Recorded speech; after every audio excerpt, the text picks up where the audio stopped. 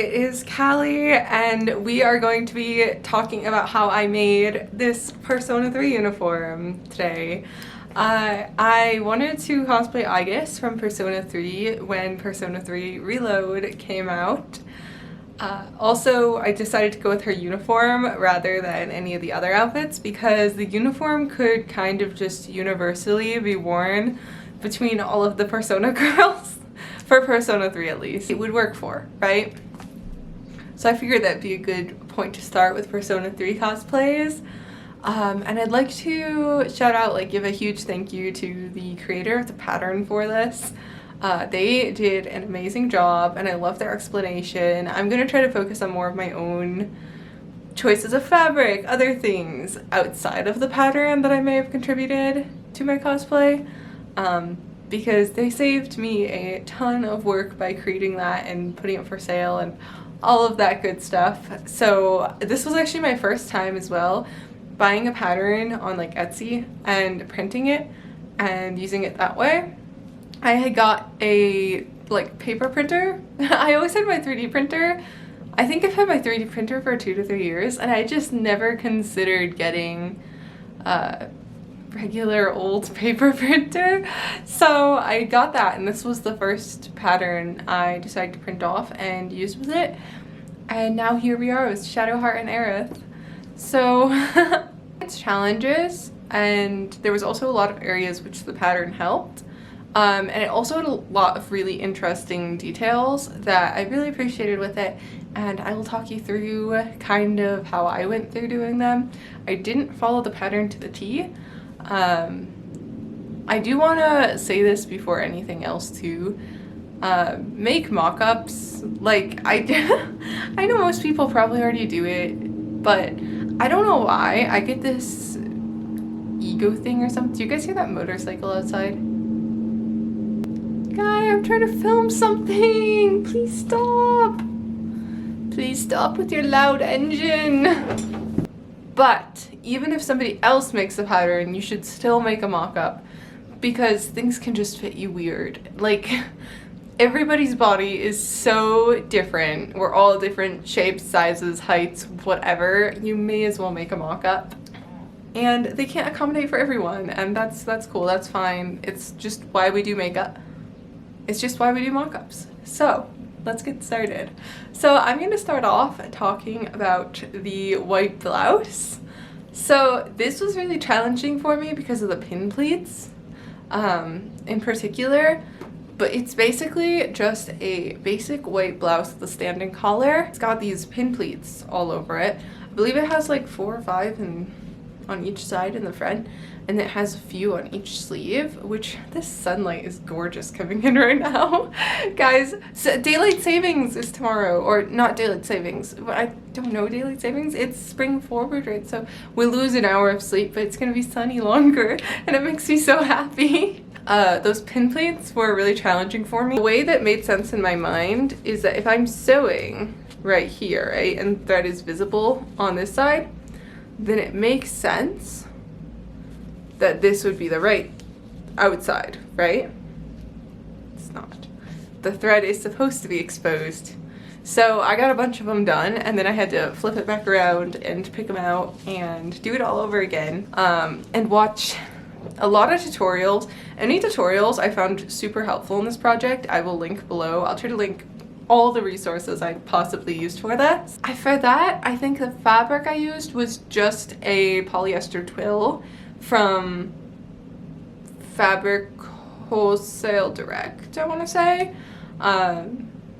It's the basic I use for just about any kind of lighter dress, skirt, blouse. I don't know, it's my go-to material. I feel like when you make things for a while, you just kind of find your go-to. So then for the blazer and skirt, I'll start with the skirt. I picked a really heavy material that I would say had equivalent in weight to denim. I'll once again put that on the video because it's not like I have it all at the top of my head. Maybe next time I should do a bit more preparation.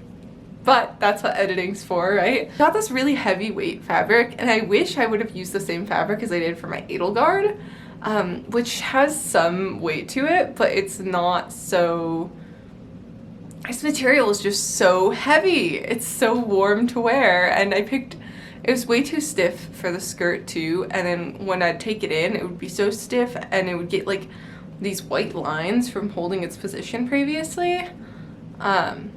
Just super strange. I wish I'd gone with a slightly lighter fabric. So the skirt, it has, I don't remember if there's 2 in the back, but 2 in the front, I know for sure. So it has these pleats on it, and it's just one's in front and back, and it's like, they're not your typical like pleated skirt, but the pleats were really interesting because instead of it just being like ironed into the pleat type shape, right?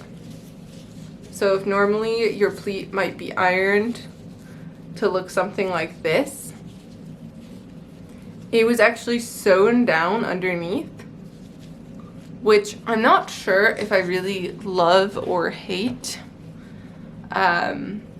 because it kind of flattens it, if that makes sense. So, but it was nice because it also made it hold its position and you couldn't see the stitching, which was really useful. I just pretty much followed the pattern to the T for that, but I did have to also take that in quite a bit because, like I said, I should have made a mock-up, should have figured out if it would fit me. I actually probably should have sized down with this pattern. I made a 12, but I probably could have done a 10 now thinking about it. I did line the skirt too with this really satiny material, and that was pretty simple. So something that helped me a lot in this project is I recently got a serger, and this was my first project with my serger, so I didn't have to line everything, and I let myself be lazy in some areas because this was never going to be in a contest. So like the hem of the skirt and sewing it together, like I just, after sewing the pieces together, I just serged. Like you can either, so when it comes to sergers and sewing, you can either put 2 pieces of fabric together with the serger, or you can put 2 pieces of fabric together with your sewing machine and then serge the edges.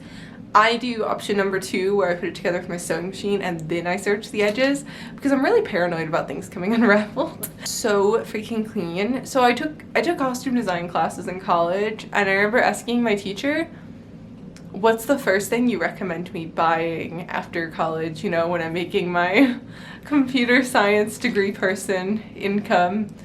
And she was like, a serger.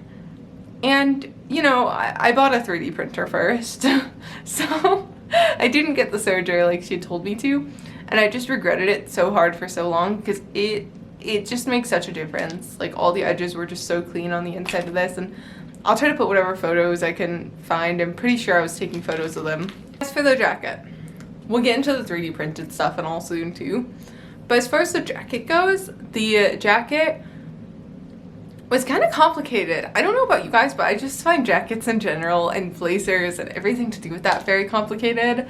It's my own personal bias. But so I used the same fabric for the skirt as the jacket. It's a uniform, would make sense. And it was really, so to start with the sleeves, there was these metal zippers on each sleeve, which when I modified the sleeves, I had to take off.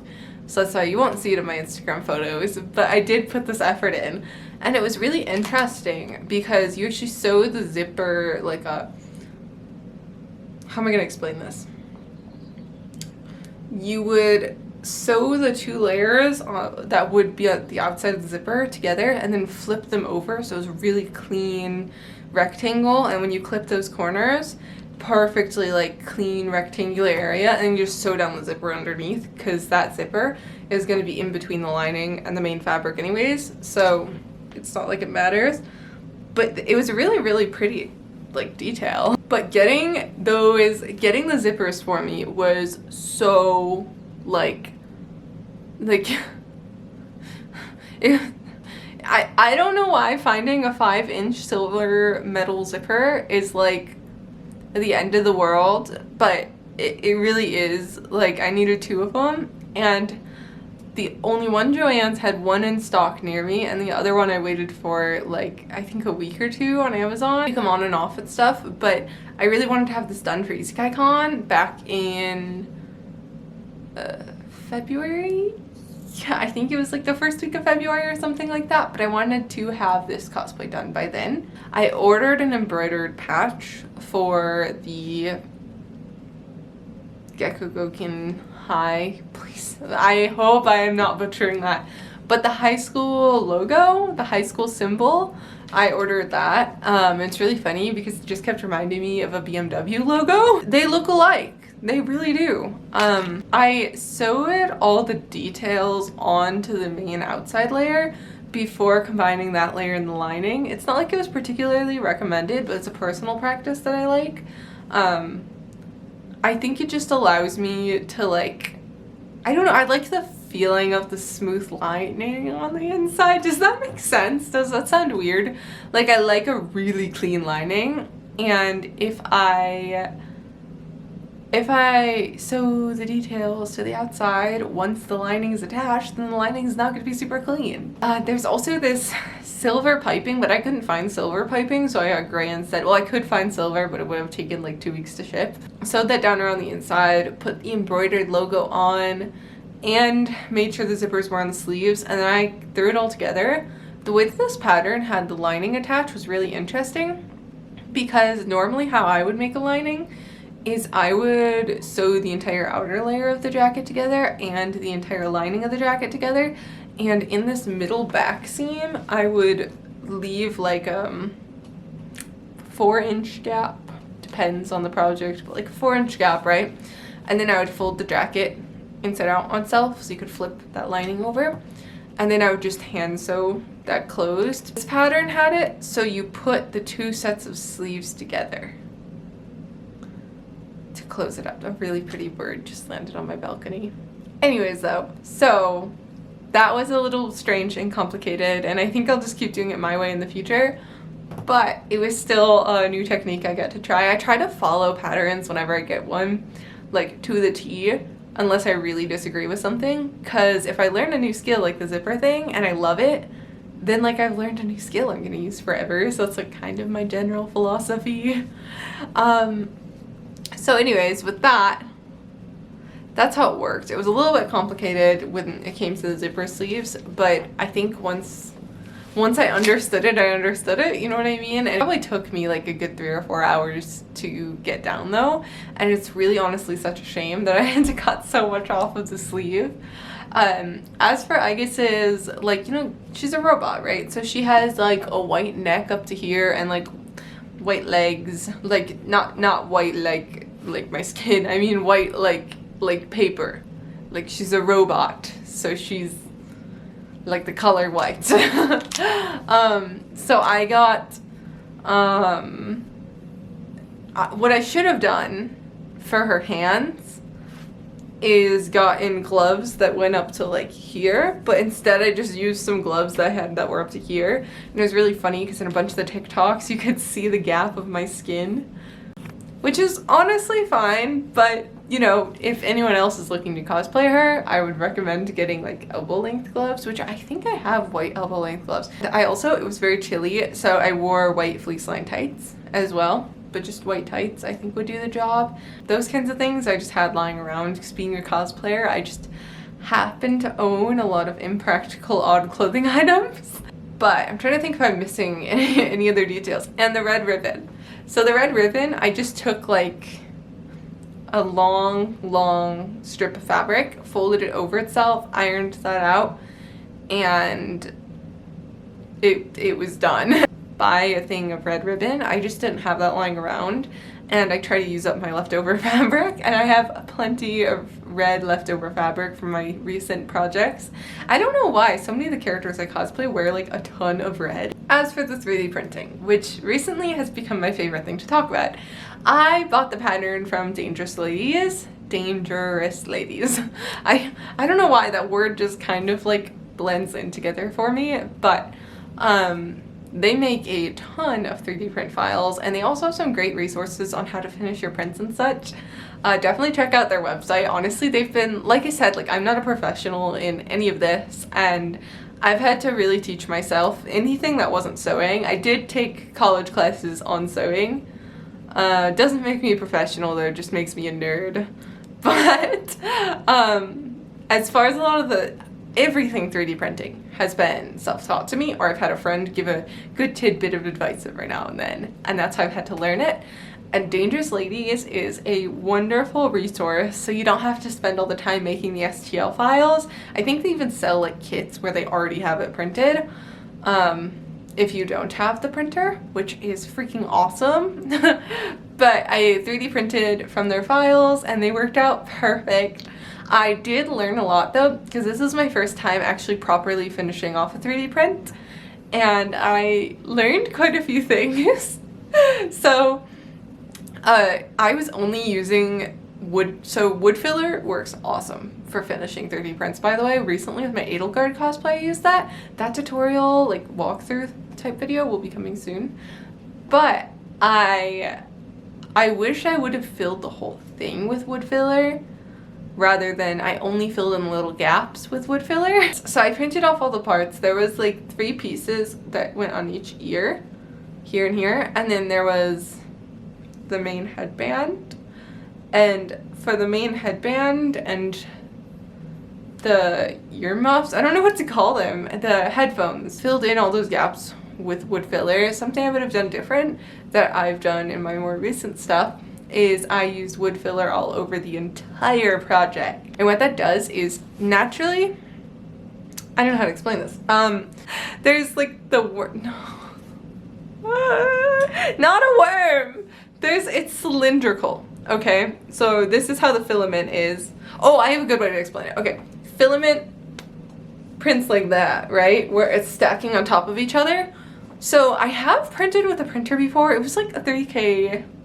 It was like a $3,000 Prusa, and it was nearly flawless. Like you couldn't see any of those lines. But I'm 22 and I don't have that kind of money at this point in life. So I have my little ender and it does its friggin' best. It kicks butt, okay? I love my little ender. But this little ender, it does not have flawless prints. No matter how much I mess with those settings day and night, it just is not gonna have those like perfect seamless prints. So how do we work with that? Wood filler. Wood filler is amazing for that. And I did not do it like I should have on this project because I didn't know at the time either. But this project was the one that taught me cover the thing in wood filler rather than just filling in the very obvious gaps. I'm still experimenting with glues. I've seen recommendations of others and I have like 4 or 5 of them right now that I'm testing out. I think sometime I should just do some like test prints and just glue them. Maybe I'll make a YouTube video for it. And because I have so much glue lying around, and just see what holds up the best. But I used like just Gorilla super glue and it's worked super well on these, honestly. It was really difficult painting after everything was put together, but I was using like painter's tape to try to block everything off. It's such a detailed design. It was like really difficult, and the way that I kept the headphones on the head is I used super glue once again, and before painting, so it really stuck to the PLA itself, I took little like plastic, because I don't know how metal would hold up, but I took plastic clips, like little hair clips, and I attached them to the headset, so then I could just like clip it in to the wig. So that's pretty much my little walkthrough on how I made this cosplay outside of just following the pattern.